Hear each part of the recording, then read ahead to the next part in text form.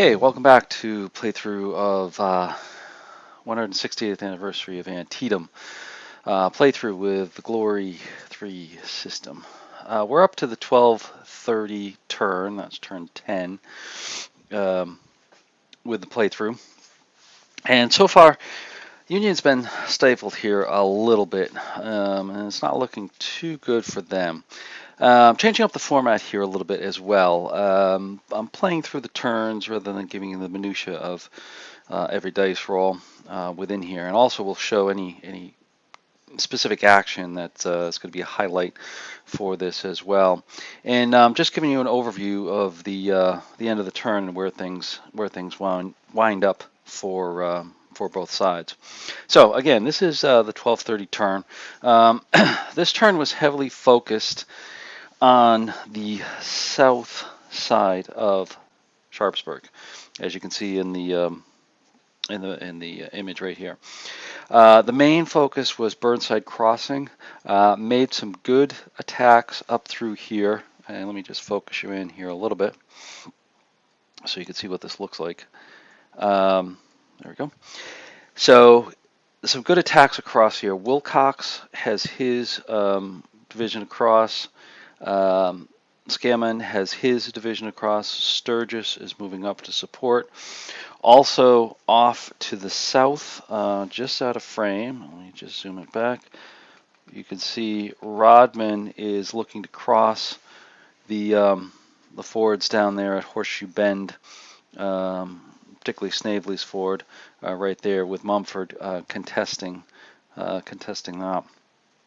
Now to counter this, of course, we did have Walker down here kind of covering this whole set of ground. He kind of converged on here, but the Union had some good success, knocking back first Ransom back here, and then second Manning has been disordered as well as push back the other Ransom half of the brigade back towards the cornfield over here.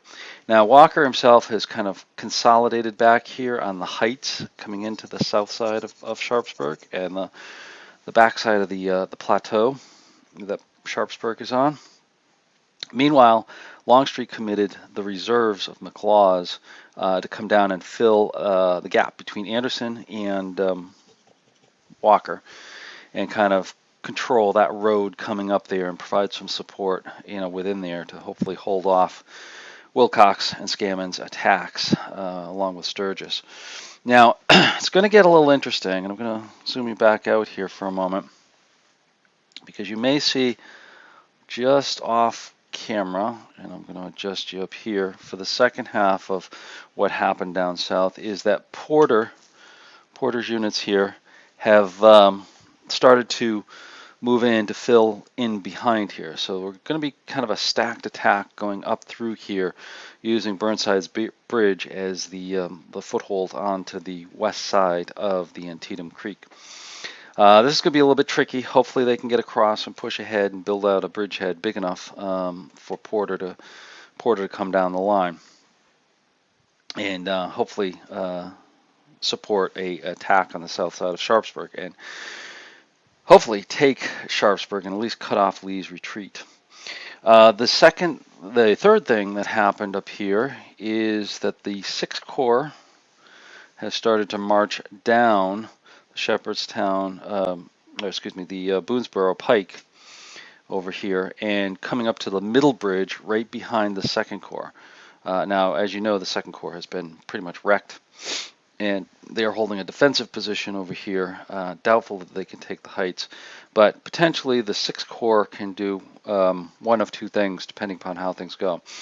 If there's success to the south and Burnside's 9th and Porter's 5th get across here, then they can potentially come in behind as well and provide a 3rd Corps of attack over here. Or if there's more success, they can reinforce and try to push directly into Sharpsburg down the Boonesboro Road. Of course, they'll have to run the gauntlet of the artillery. There's Anderson's artillery right here, which is very dramatic. Let me just zoom in on them so that you can see how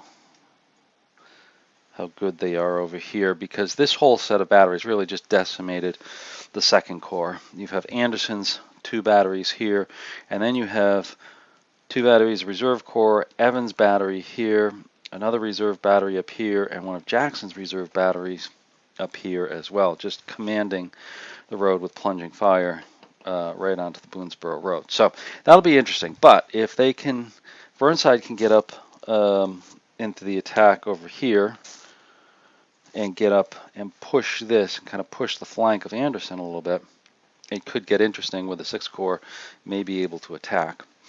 Another bonus for the Union is by capturing this hex right here, this 3910, which is right off the edge of the camera there. They actually get a +1 on their activation rolls for next turn. They captured it last turn, and they actually picked up another AM, so they're actually up to 5 AMs per turn now with everything. So there's a good chance they may pick up another one going forward here. Moving back to the 2nd Corps. 2nd Corps is really quite knocked out of the battle. You see there's a lot of them that have recovered, but they're going to be ineffective to attack.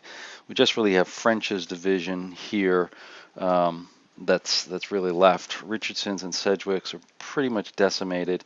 Sedgwick has a couple of corps out here, but Sedgwick lost the equivalent of a brigade.